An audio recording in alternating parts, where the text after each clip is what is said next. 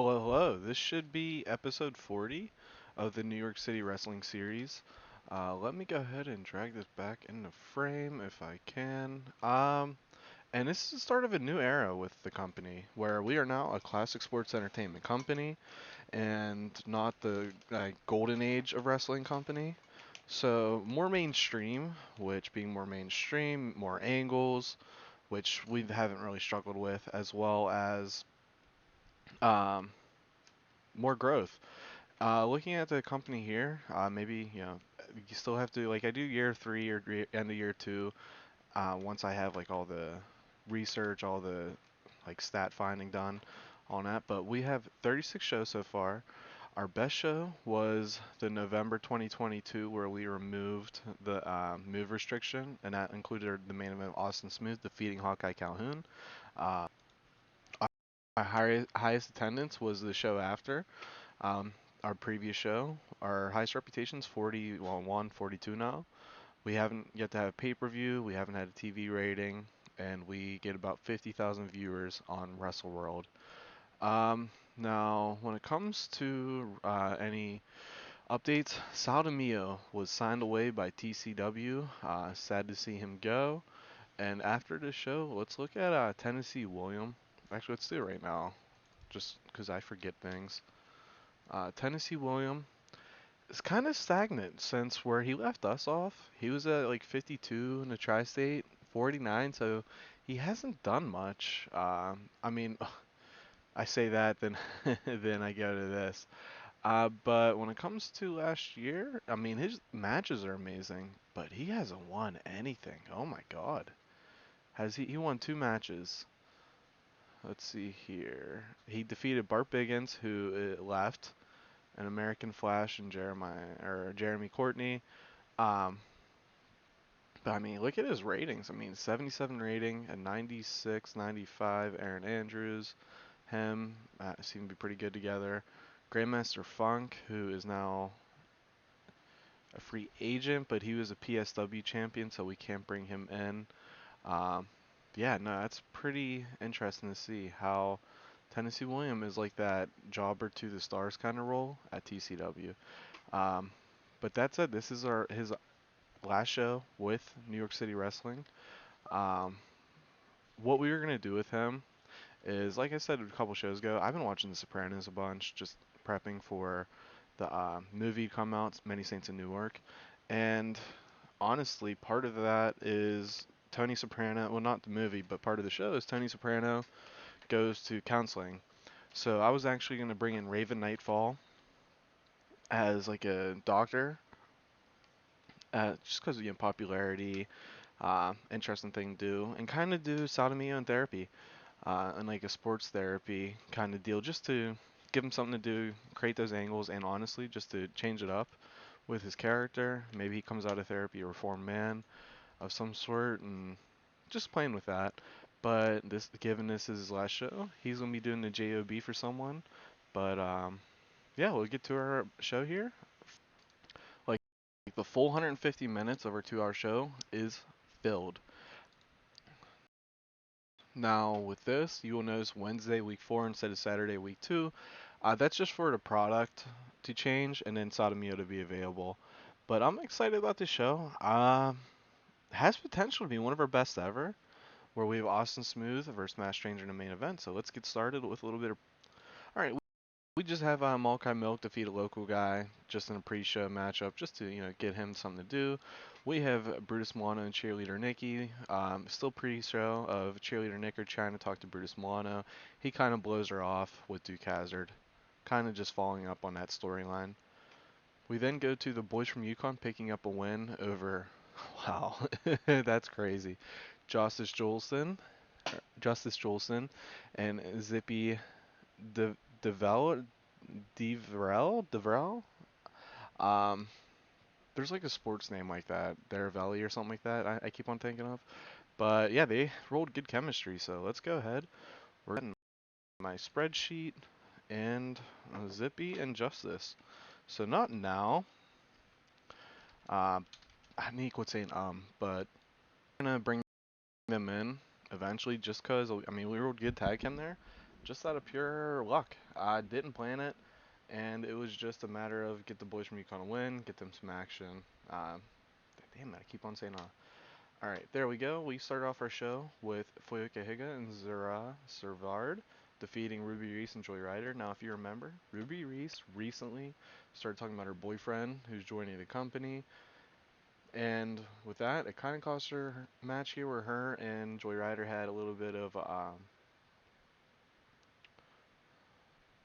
bit miscommunication, leading to Floyoka getting yet another win, and Floyoka just again being an absolute beast. We go to Ryan McManus cutting a short promo, but he's interrupted and attacked by Saeed Ali. And Saeed Ali recently quit PSW, and we have a no sign agreement. So if there is a worker who is unemployed, we can bring him in as long as he's ever middleweight, unless in one of the two acts it's lightweight. He left PSW, 40 popularity, so it makes sense to bring. Now he is a former 4C champion, but with them not existing anymore, I don't count that towards our can never be champion in a company bigger than ours rule. Just for sakes of it doesn't make sense. Are they bigger than us if they're even open? So like if we had a Dave Roll champion, which I don't know if Chris Caulfield was. Nonetheless, let's say Dave Roll champion obviously is like a medium-sized company, but they don't exist anymore. So are they really bigger? But we start off Saeed Ali versus Ryan McMahon. Saeed Ali, I have to find a different render for him. One of not word bad as Scythe, but one of the worst renders in the game, and just for what he can do in ring. But I have a decent one I gotta find somewhere. We go into our next matchup of Jerry Martin defeating Muller. Jerry Martin just continuing that push of being a maniac, picking up wins, get his popularity up, and look for him to start a program next month once we figure that out. Just because his popularity is ready. Muller puts up a great match, and again for him, we're just kind of trying to separate him and Mass Stranger as their own individuals, with Muller being, losing. Obviously, can be set up towards the heel turn down the line. We go into our big, meaty men fighting of Supermassive Destroyer versus Mutant, with Mutant defeating Supermassive Destroyer via the Tina Turner in 8 minutes. Now, I'm 50-50 on something with Supermassive Destroyer, and I'll go at that at the very end. I gotta make a note. Because he's 23, and not, I don't have anything more to do with him, but I think he needs experience, and there's a game mechanic that I want to try. We have Honest Frank teasing a bunch of new unheard of signees. James Diaz, Charlie Corner, and Penfold Peridian. Per Peridian? Peridian? I don't know. You know what I mean. But those three are being hyped up by Honest Frank, and I finally changed his render. Now with this, it's just to kind of get them a little bit of momentum going, a little bit of introducing to the crowd. Out of the three, James Diaz is probably going to get the quote-unquote biggest push right away. Charlie, I'm thinking of finding a tag partner. And then Penfold, who's going to be a face, going to be lower mid-card face.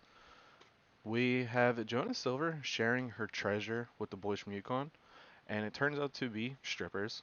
Just to kind of play up, Jonas Silver is a stripper pirate. So it'll be like, alright boys, got some what's called gold, I got some treasure, and it turns out to be strippers.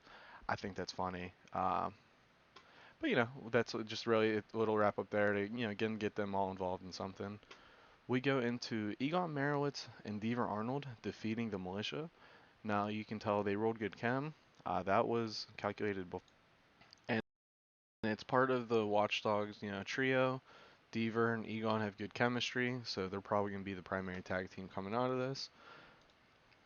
We go straight into a debut of Jackpot Jordan defeating Hawkeye Calhoun. Now, if you remember, Jackpot recently quit PSW as well. Frequent thing there. Cerberus is also available now, but I think I can't sign him because of owner goals. But Jackpot Jake Jordan defeats Hawkeye Calhoun. He comes in with a pretty big win. Now he's almost upper mid-card main event level already. Same with Saeed Ali. And with this, you can tell it advances the storyline with Ruby's boyfriend.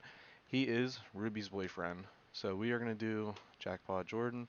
It's the douchebag boyfriend to Ruby, and Joyrider was disgusted. So it's just a way to get Ruby something to do, get her integrate the women and men, kind of like we did. Who was it? If you can remember who that was, that would be amazing because I can barely do it. And then the girl got signed away, not Tennessee William. Oh, it was Angela Harper and someone who Angela Harper's in PSW now. We go to Father Cobra giving a sermon on the sins of the roster with original center House Bouncer backing him up, kind of leading up to our co-main event of LA Stars versus original center House Bouncer. We have Brutus Moana picking up one win over Bullwrecker. I got to change his finisher after an interference from Duke Hazard and submission. So we have Brutus Moana kind of picking up string of victories now, kind of wrapping up his momentum, being in the ignorant, ethnocentric, just because he's Italian, but he's claiming the down south Texas environment is his character. That's who he is. We go into the LA Stars losing to House Bouncer in tag team matchup, with House Bouncer defeating LA Star number 2 in a really good mid card match, really solid main event. With this, Honest Frank has been our agent for most of these shows since Steve Flash got signed by way of TCW.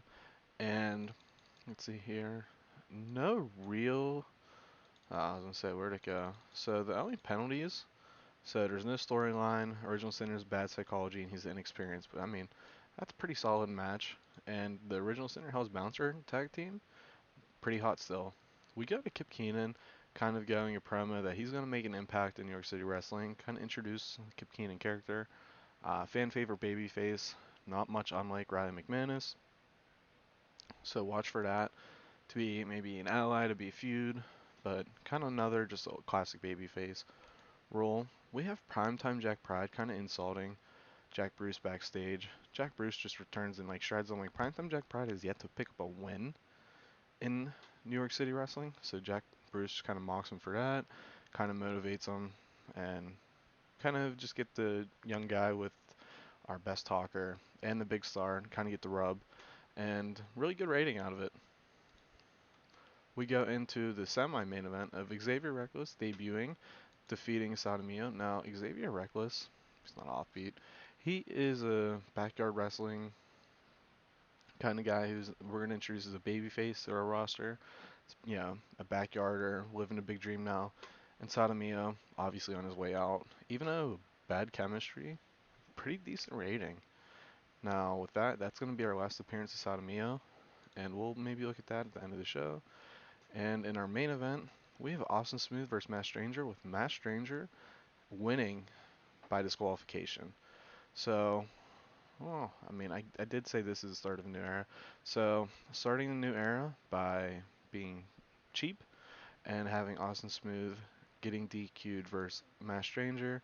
But for my answer as to why is Austin Smooth has defeated everybody so far. For him not to be able to defeat Matt Stranger and have DQ himself, thing tells the story of, oh, maybe this is legit. That said, let's go ahead here. Matt Stranger, point out as a good example. And Austin Smooth, point out as a good example. And we're going to just leave everybody else as is. From top to bottom, pretty decent show. That said, Sadamia's last show, I was sad. He's only 26, so, you know, this isn't goodbye forever. This is maybe a see you later at the black. Not really. Well, so once we hit medium, I think the three lowest momentum workers being cut, maybe we go yearly just for sakes of being medium and not cutting a bunch of money because everybody's going to be on written deals. And then the unemployed thing, I do want to declare war on every company and sign somebody from there just to kind of do the Vince McMahon mid 80s role. And that said, I do want to look at Supermassive Destroyer. So what I'm thinking with Supermassive Destroyer is I send him on excursion and bring him back as Eddie Braddock, Eddie the Beast Braddock, which, that picture is what it is. And I think he goes on a tear if he comes back. Now, we can also send him off as Supermassive Destroyer and then bring him back then. But I really think sending him on excursion would do solid for his in-ring ability to get experience. And not that we met augmentation, but we're pretty heavy on the menace side of things. Let's look at our active roster of people over 80. Let's actually look over 70, because anything over 70 is serviceable. We have, you know, one, two, three. He needs debut. So I mean, it's just on the 70 up inside. We have a lot, just because I guess naturally with our heavyweight primary roster or light heavyweight, and then 90s how we have five. Hell's Bouncer, 97, Howlin' Mad Mort, Original Sinner, Supermassive Destroyer, and the Silencer. So for Supermassive Destroyer to kind of go on excursion, I'm thinking to like a company that's tiny, um, to avoid big, let go. So CWW, interesting. Um, with them, FEW would be the two options if that. And then if I want to go to a company that's like small, which we are, uh, let's see here. Freedom Eagle signed by PSW and Rudy Velasquez. I was thinking about bringing in Rudy.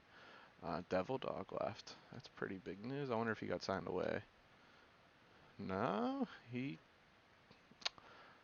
unless it's like an exclusive deal. No, that's weird. Um,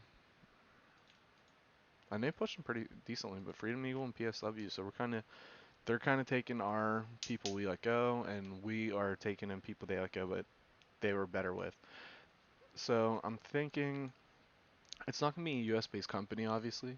So FEW, CWW interest me because their roster's pretty solid, where they have a bunch of workers. They're really good.